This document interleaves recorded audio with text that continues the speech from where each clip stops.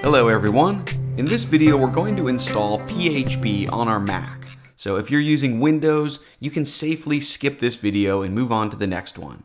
But if your computer is a Mac, this video is for you, right? We need to get PHP installed on your Mac. Now, I want to say that there are about 100 different ways to do that.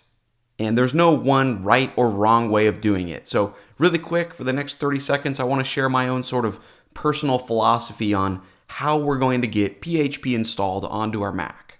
So there are countless different programs that will automatically bundle and install PHP onto your Mac. So for example, a popular one is called MAMP.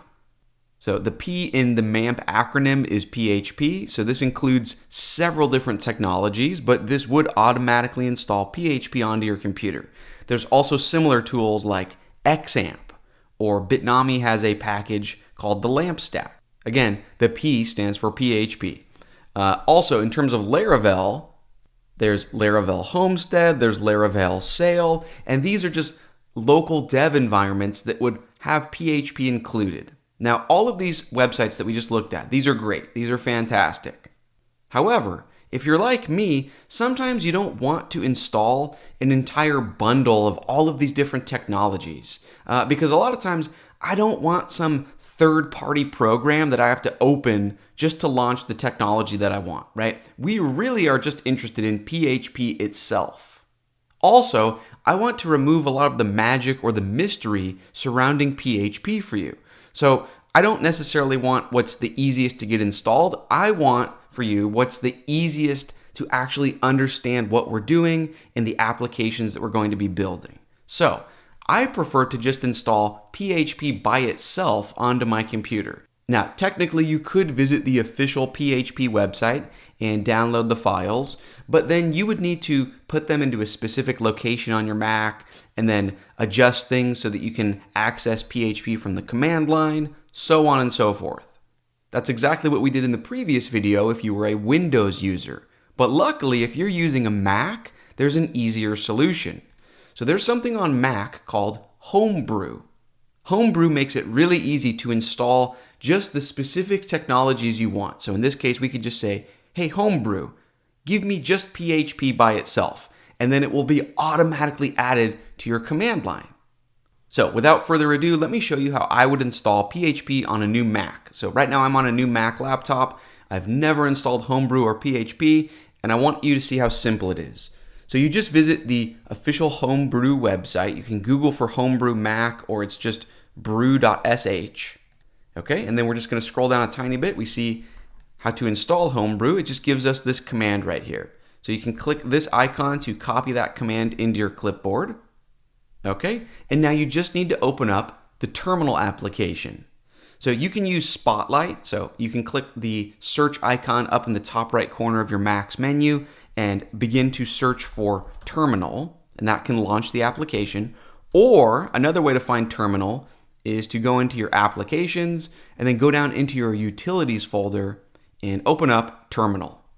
Or you could always just go into VS Code and press Command J and access a terminal here. But either way, we just need to be at a terminal. Actually, before you paste in your clipboard and press enter, if you're on a brand new Mac and you've never installed Git on your computer before, you might just want to run git for git space -- version. If you have Git already, that's great. You'll see some sort of version number here.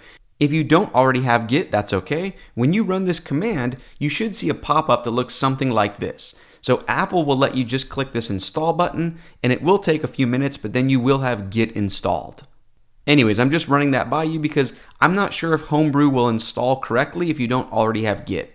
It might very well still install perfectly. I've never tested that out personally, so just to play it safe, why don't you go ahead and make sure you have Git installed just like this. Okay, but assuming you have Git installed, right, when you can say git space -- version and you see a version number, that means you're ready to install Homebrew, right? So then you would just go ahead and paste in your clipboard. I'll just press Command V to paste in my clipboard, press enter. It is going to ask for your Mac user account password, so go ahead and enter that and press enter. Then it will let you know everything it's going to install. Just go ahead and press enter. It might take a good amount of time. but I'll let you know about how many megabytes it is. So it looks like it was approximately 500 megabytes. So if you have a slow internet connection, you might actually need to go, get a coffee or a tea and come back. But big picture, it shouldn't take that long to finish the download. Okay, now eventually, when the installation process finishes, we do need to perform one more step so that we can actually access Brew or Homebrew from the command line. For example, and you don't need to do this, but in a different command line, if I try to run brew, brew -- version just to prove that I have brew installed, you can see command not found.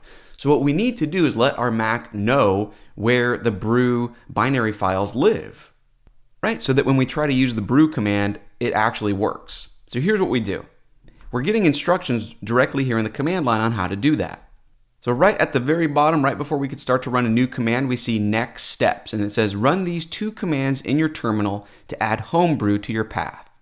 So I'm just going to select or highlight these 2 lines. One begins with echo and the other one begins with eval. So both lines, go ahead and copy that into your clipboard and then just run it as a command, right? So just paste it in, press enter. And now to test it out, you can type brew -- version. As long as when you run brew -- version, you see a version number. Your version number does not need to match mine exactly, but as long as you see Homebrew in any sort of version number, congratulations, you're ready to go. So this means we can now install any technology we want using Homebrew. So the technology we want is PHP. This literally could not be any easier. Let me actually clear the screen so that my cursor's up at the top of the screen so it's not falling off the bottom of the screen, but I want to show you how easy it is to install. We literally just say brew install PHP. So if you need to pause the video to type this out, it's just brew install PHP and then press enter. This shouldn't take very long at all. I can't imagine it's more than about a 40 megabyte download. So you can see it's downloading all the files through the magic of video editing. I'll fast forward to when it's finally finished. And while we're waiting for it to install all of the extra dependencies, I'll let you know that a big reason why Homebrew is so cool, it's automatically installing so many of the PHP extensions that we will need for local Laravel development. So for example, if we were on Windows, it's not too big of a deal, but in Windows, you would need to manually go into your PHP ini file and enable certain PHP extensions. With Homebrew, all of that is just going to be automatically, beautifully set up for us. So in another minute or two, once this installation finishes, we should be good to go. Cool, so you can see mine finished. I'll run clear just so my cursor's up at the top. And now you can do this with me to test to make sure that PHP is truly installed on your Mac now. You can just say PHP space -- version. You don't need to see the exact same version number as me, but as long as you see PHP and then any sort of version number here, congratulations. You now have PHP installed on your Mac, and most importantly, it is easily available from the command line. This is excellent. This is exactly what we need. From here, in our very next lesson, we're going to actually get our hands dirty, write a little bit of PHP code, and start to learn about the language itself. This should be a lot of fun. Let's keep our momentum rolling, and I'll see you in the next lesson.